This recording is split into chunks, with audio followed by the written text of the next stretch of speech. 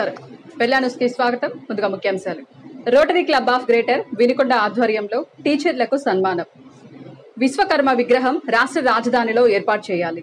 బోధనేతర పనుల భారం కొంత ఉన్నప్పటికీ విద్యా విషయాల పట్ల అశ్రద్ధ వహించకుండా విద్యార్థులను తీర్చిదిద్దడంలో గురువులందరూ శ్రమిస్తున్నారని, అటువంటి గురువులను సత్కరించడం సముచితమని, ఈ ఉపాధ్యాయ దినోత్సవం వేళ అటువంటి కార్యక్రమాన్ని ఆహ్లాదభరిత వాతావరణంలో నిర్వహిస్తున్న rotary club of greater Vinukonda వారు అభినందనీయులని సీనియర్ మండల విద్యాశాఖాధికారి సయ్యద్ జఫరుల్లా అన్నారు.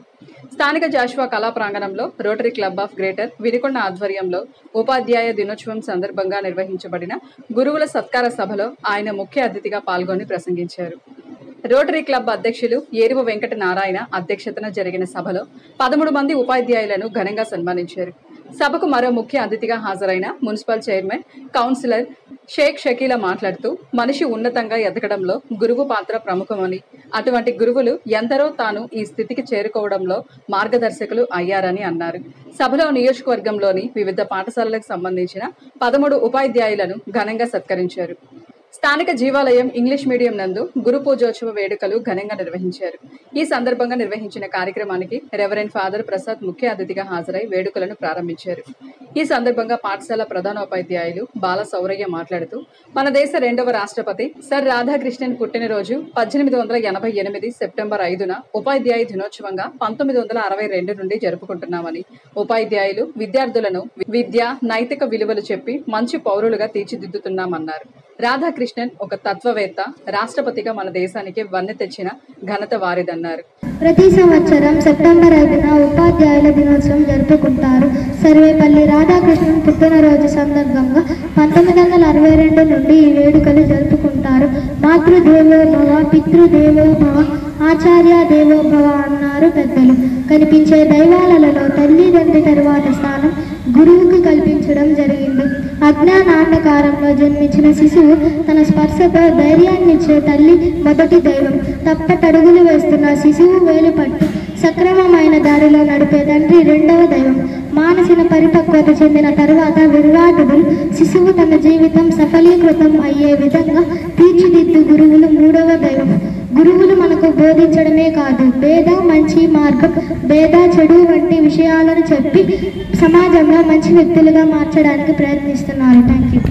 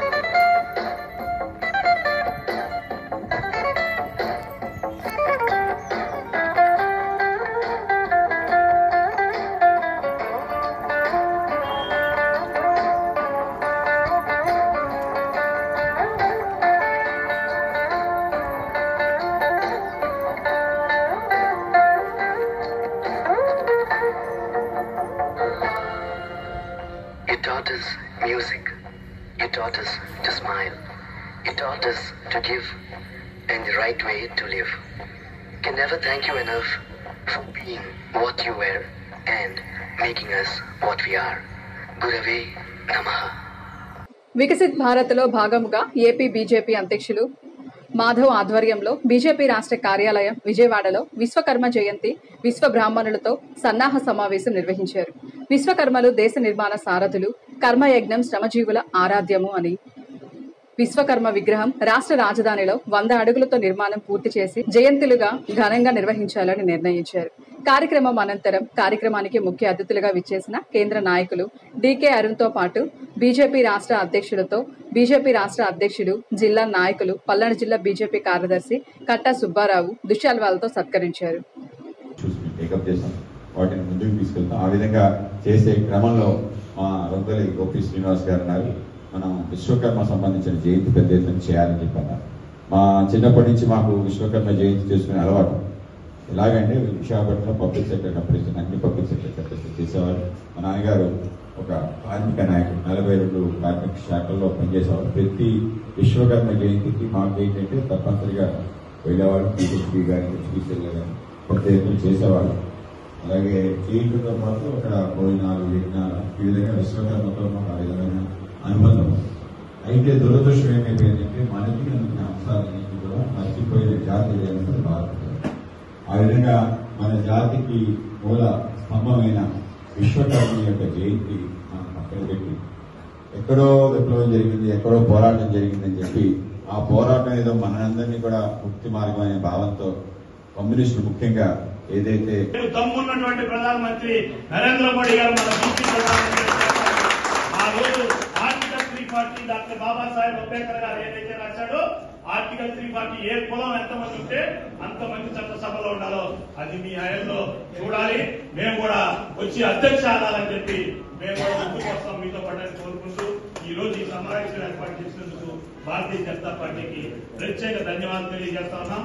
మేము ప్రధానమంత్రి నరేంద్ర మోడీ గారి ముద్రాలో 3,5% పైన ఇప్పటికీ బ్రహ్మాండంగా ఈఎంఐ కడుతున్నారు. మనం ప్రధానమంత్రి గారు పెట్టిన ప్రతి ప్రోగ్రాం కూడా ఇవాళ జనాభా కోసమే. ఇవాళ జీఎస్టీ తగ్గించినందుకు ఒక్కసారి గట్టిగా చప్పట్లతో ఒక్కసారి ఈ కరెంట్ ఇష్యూస్ మాట్లాడకుండా ఏ పని చేయలేం మనం. ఎందుకంటే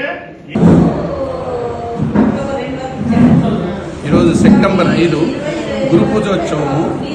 మన భారత రాష్ట్రపతి సర్వేపల్లి రాధాకృష్ణమూర్తి గారు ఒక ఉపాధ్యాయులుగా, ఒక ఉత్తమ గురువుగా మన సమాజానికి తెలుసు, మన పౌరులకి.